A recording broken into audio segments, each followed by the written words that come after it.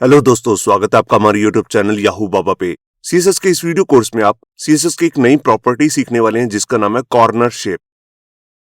देखिए, हमने इसी कोर्स के अंदर पहले एक प्रॉपर्टी करी थी जिसका नाम था बॉर्डर रेडियस। उसके अंदर हम क्या करते थे, जो भी हमारा बॉक्स टाइप एलिमेंट है, जैसे कोई डिव ले रखा है, उसके अगर हमने कॉर्नर को राउंडेड करना है इस तरह से, तो उसके लिए हम उसका यूज करते थे।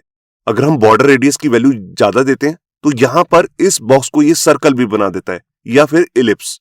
लेकिन अगर हम यहां पर कुछ इस तरह की शेप्स देना चाहते हैं, जैसे ये जो शेप है इसको हम कहते हैं बेवल, इसको हम कहते हैं स्कूप और इसको कहते हैं नॉच। अगर इस तरह की शेप्स देना चाहते हैं तो यहां पर सीएसएस की एक नई प्रॉपर्टी भी आई है जिसका नाम है कॉर्नर शेप, और ये सभी उसकी वैल्यूज हैं, जैसे राउंड है, बिवील है, स्कूप है, नॉच है। इसमें और भी 3 वैल्यूज हैं, जैसे एक है स्क्वायर, एक है यहाँ पर स्क्विर्सल। यहाँ पे जो स्क्विर्सल है ये बिल्कुल देखने में राउंडेड की तरह लगती है, मगर इन दोनों में एक बहुत बड़ा डिफरेंस है। देखिए, अगर हम राउंड में वैल्यू ज्यादा देंगे तब ये सर्कल भी बन सकता है, मगर यहां पर ऐसा नहीं होता है। यहां पर ये बेसिकली कॉम्बिनेशन है स्क्वायर का और सर्कल का, तभी इसके नेम में भी आप देख रहे होंगे स्क्विसल। तो ये स्क्विसल बन रहा है, और अगर हम इसकी वैल्यू को ज्यादा देंगे तो यहां पर ये कभी भी सर्कल नहीं बनेगा, बस इसके बॉर्डर के रेडियस में राउंडनेस ज्यादा आती रहेगी। और लास्ट में भी इसकी एक वैल्यू है जिसका नाम है सुपर इलिप्स। ये बेसिकली एक फंक्शन है। अगर आप ये ऊपर वाली जितनी भी वैल्यूज हैं उनको एक ही साथ यूज करना चाहते हैं, मतलब कि एक ही फंक्शन की हेल्प से, उसका नाम है सुपर इलिप्स। इसके अंदर हम न्यूमेरिक वैल्यूज पास कर सकते हैं, नेगेटिव वैल्यू भी और पॉजिटिव वैल्यू भी। ये सभी मैं आपको अभी प्रैक्टिकल करके दिखाने वाला हूं। यहां पर मैं एक चीज बताना चाहता हूं, देखिए जब भी हम ये कॉर्नर शेप का यूज करते हैं, देखिए जैसे मैंने यहां पर एक शेप ली स्कूप इस तरह से, तो ये अकेले काम नहीं करती है। इसके साथ आपको एक दूसरी प्रॉपर्टी भी यूज करनी होती है जिसका नाम होता है बॉर्डर रेडियस। आप कॉर्नर शेप में कोई भी वैल्यू ले रहे हैं, चाहे बेविल ले रहे हैं, चाहे स्कूप ले रहे हैं, नॉच ले रहे हैं, मगर साथ में आपको बॉर्डर रेडियस का भी यूज करना है, जिससे आप यहां पर ये बता सकते हैं कि इसको कितने डेप्थ तक कट करना है। अगर आप यहां पर स्कूप ले रहे हैं तो ये जो सर्कल आपको दिख रहा है यहां पर, इसको कितना डेप्थ तक करना है, मतलब कि कितना अंदर तक, वो हम इसकी वैल्यू से डिफाइन करेंगे। तो ये शुरू करते हैं प्रैक्टिकल और देखते हैं कि कॉर्नर शेप को हम कैसे यूज कर सकते हैं। यहां पर देखिए, वेब ब्राउजर के अंदर मैंने वेबसाइट ओपन करके रखी है जिसका नाम है caniuse.com।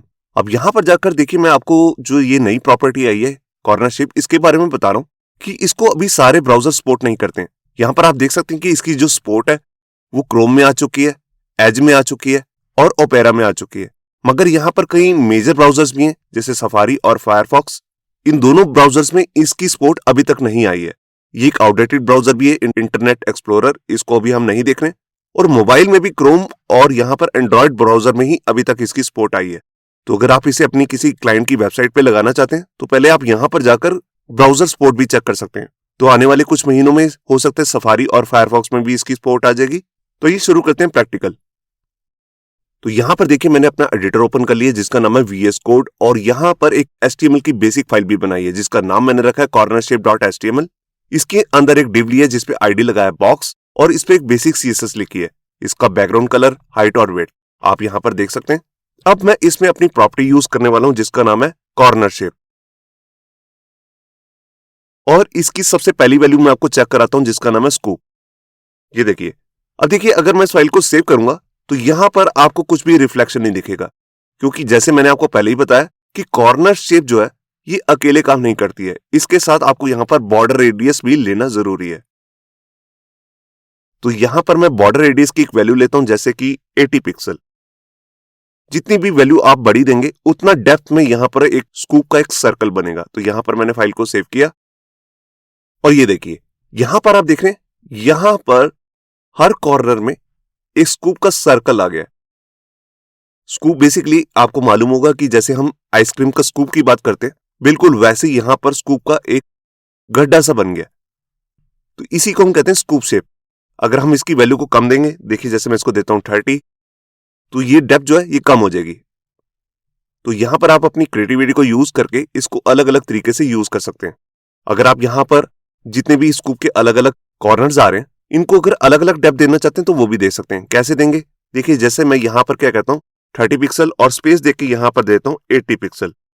अब इसका क्या मतलब है, ये एक शॉर्ट हैंड है। मैंने फाइल को सेव किया, तो देखिए यहां पर जो फर्स्ट कॉर्नर है और यहां पर जो थर्ड कॉर्नर है बॉटम राइट का, इनकी आ रही है 30 पिक्सल स्कूप, और यहां पर जो ये वाला कॉर्नर है और ये वाला कॉर्नर, इनकी आ रही है 80 पिक्सल। अगर आप सबको अलग अलग देना चाहते हैं वो भी दे सकते हैं। मैं आपको देके दिखाता हूं।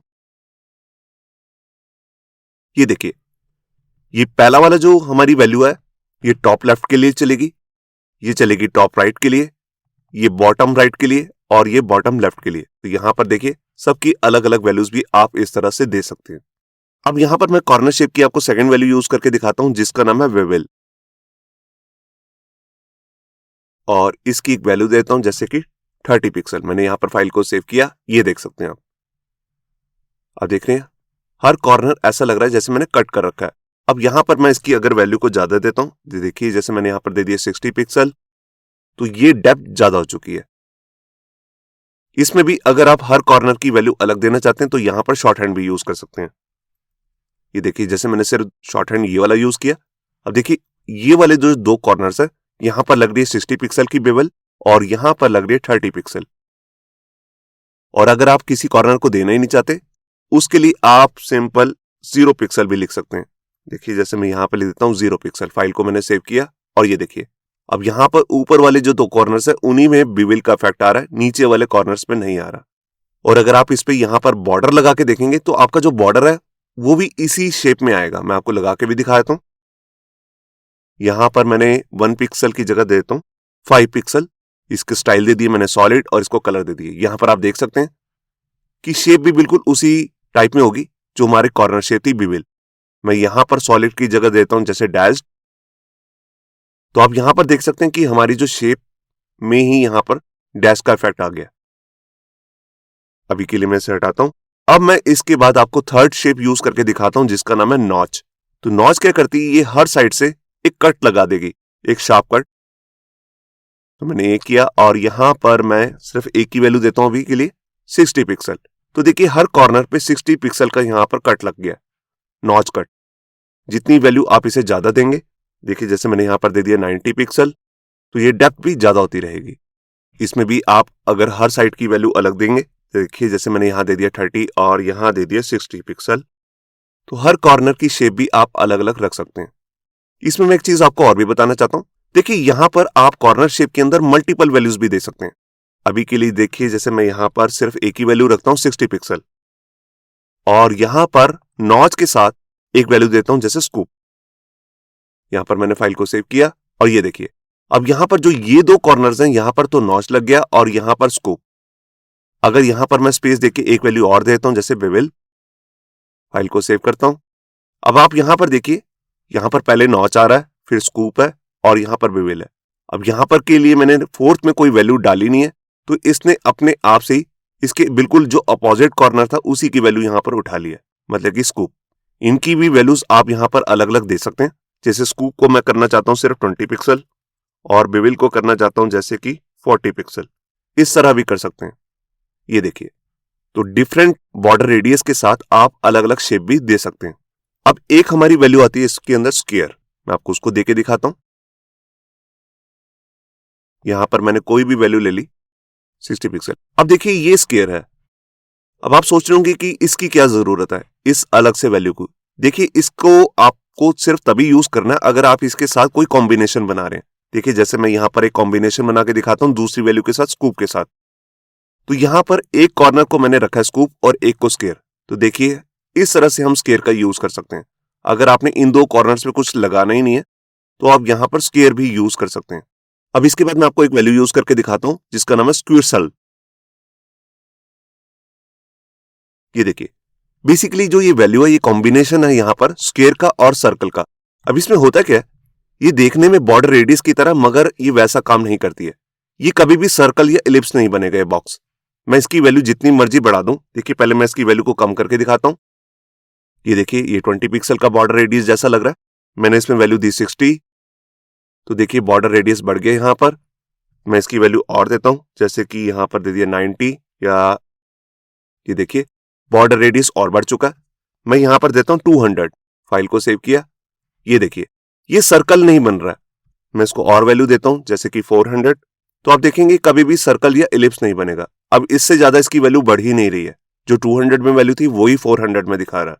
मगर अगर आप इसे स्क्विर्सल ना देकर यहां पर देते हैं राउंड, तो ये सर्कल भी बन जाएगा। ये देखिए यहां पर ये इलिप्स जैसा कैप्सूल सा बन चुका है। अगर हाइट और विड्थ सेम होगी तो हमारा जो बॉक्स है वो सर्कल भी बन सकता है। अगर विड्थ ज्यादा है या हाइट ज्यादा है तो यहाँ पर ये बनेगा या तो कैप्सूल या फिर इलिप्स। अगर आप इलिप्स बनाना चाहते हैं तो इसकी वैल्यू को आप यहाँ पर परसेंटेज में भी देखकर देख सकते हैं। देखिए जैसे मैं यहाँ पर देता हूँ 70%, फाइल को सेव किया, ये देखिए ये बन गया इलिप्स। तो ये मेजर डिफरेंस है राउंड में। देखिए जो राउंड है वो कॉर्नर शेप की डिफॉल्ट वैल्यू है। अगर आप इस प्रॉपर्टी को भी नहीं लेते तब भी इसकी वैल्यू राउंड ही होती है, मगर आप यहां पर जो नई वैल्यू आई है उसका नाम है स्क्विर्सल,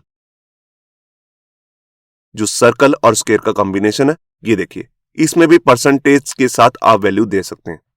ये सिर्फ कॉर्नर्स को यहां पर राउंड करेगी। तो परसेंटेज में ऐसा दिख रहा है। अगर मैं यहां पर पिक्सल लूंगा जैसे 70 पिक्सल तो रिजल्ट में थोड़ा सा डिफरेंस होगा, ये देखिए। मगर ये बॉक्स कभी भी इलिप्स या सर्कल नहीं बनेगा क्योंकि आपने यूज किया स्क्विर्सल। इसमें भी आप अलग अलग वैल्यूज दे सकते हैं, जैसे कि मैं फर्स्ट कॉर्नर को 70 देना चाहता हूं और सेकंड कॉर्नर को 30। तो यहां पर मैंने फाइल को सेव किया और ये देखिए मैं इसको ज्यादा बढ़ा के दिखाता हूं। मैंने 100 कर दिया और ये देखिए। अब इसके बाद आता है हमारा लास्ट फंक्शन जिसका नाम है सुपर इलिप्स। ये देखिए ये फंक्शन क्यों है, क्योंकि इसमें हम राउंड वैल्यू के अंदर जो ये राउंड बेसिस आ रही हैं इसके अंदर हम एक न्यूमेरिक वैल्यू पास करते हैं। सबसे पहले मैं यहां पर एक वैल्यू सेट कर देता हूं जैसे 50 पिक्सल। मैं फाइल को यहां सेव करता हूं। तो देखिए अभी कुछ भी नहीं हो रहा, अभी सिर्फ बॉर्डर रेडियस लग रहा है। अगर मैं इस प्रॉपर्टी को बंद भी कर दूंगा तो आप देखेंगे इससे कोई फर्क नहीं पड़ रहा, क्योंकि सुपर इलिप्स जो है जब तक इसके अंदर आप कोई न्यूमेरिक वैल्यू नहीं देंगे तब तक ये वर्क करना स्टार्ट नहीं करती है। अगर मैं इसके अंदर 1 देता हूं तो इसका मतलब है ये राउंडेड की तरह काम करेगी। यहां पर अगर मैं देखिए इसका बॉर्डर रेडियस जो है काफी बढ़ा के दिखाता हूं, जैसे कर दिया 400, फाइल को सेव किया, तो देख रहे हैं आप यहां पर बिल्कुल राउंड हो चुका है, कैप्सूल शेप आ चुकी है, क्योंकि 1 जो है वो यहां पर राउंड की तरह काम करता है। और अगर मैं इसको वैल्यू दे दूंगा 0, फाइल को सेव करता हूं और यहां पर थोड़ी सी मेरे को बॉर्डर रेडियस भी कम करना पड़ेगा 50। यहां पर बेसिकली स्पेलिंग गलत है बॉर्डर इलिप्स के। यहां पर फाइल को सेव किया, ये देखिए यहां पर 0 कैसे काम कर रहा है, ये बिविल की तरह काम कर रहा है। और 1 कैसे काम कर रहा था, बॉर्डर रेडियस की तरह। ये देखिए 0 बिविल की तरह काम करेगा।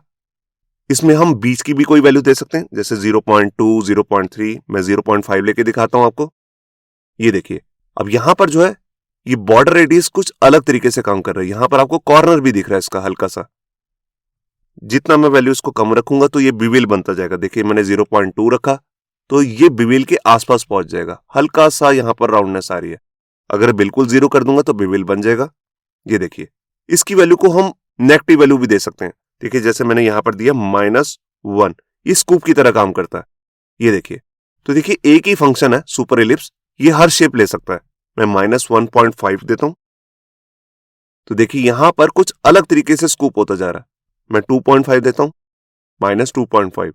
तो आप यहां पर देख रहे हैं यहां पर ये नॉच भी लग रहा है और कुछ कुछ स्कूप भी लग रहा है, क्योंकि यहां पर भी राउंडनेस आ चुकी है। मगर यहां पर नॉच में इस तरह से राउंडनेस नहीं होती है। और अगर आप इसे पूरा नॉच ही बनाना चाहते हैं तो यहां पर इसकी एक प्री डिफाइंड वैल्यू भी है, जैसे कि -∞। ये देखिए मैंने यहां पर फाइल को सेव किया और ये देखिए ये बन गया हमारा इन्फिनिटी। इसके अंदर बॉर्डर रेडियस ज्यादा देंगे तो ये डेप्थ भी बढ़ती जाएगी। ये देखिए तो अभी के लिए मैं इसे सिर्फ 50 दे देता हूं।